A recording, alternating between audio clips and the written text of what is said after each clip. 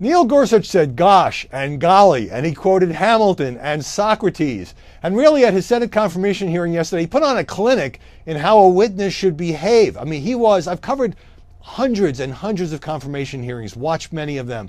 This was a guy who knew how to handle the congressman, including, the Democrats who were trying to embarrass him and rough him up a little bit.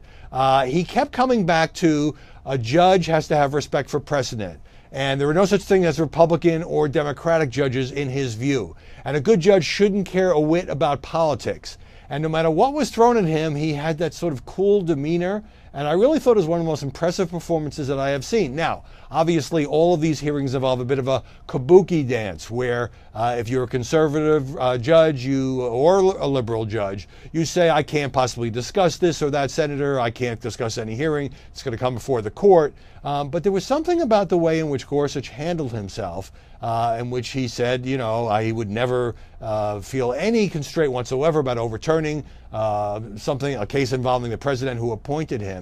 You could tell that he really felt deeply about it. Now, there's a reason that Donald Trump picked him, and that is he does have a strong conservative track record. But Gorsuch made the argument that he may not even personally agree with some of the rulings that he has issued as a federal judge, but it is his job to interpret the law.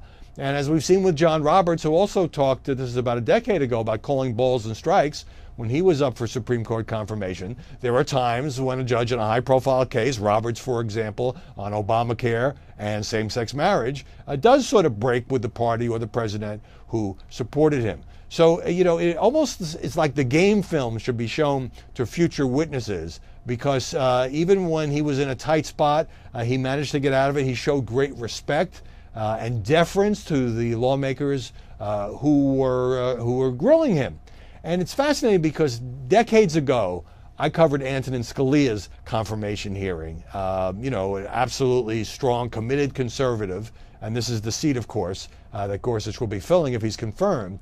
He was approved by the Senate 98-0. That is impossible to imagine in today's hyper-partisan era, but Gorsuch really helped himself with his testimony yesterday. And one last personal point, I also covered Neil Gorsuch's mother, Ann Gorsuch, when she was the head of Ronald Reagan's EPA. She had a very rocky tenure. She was cited for contempt of Congress and ultimately had to resign.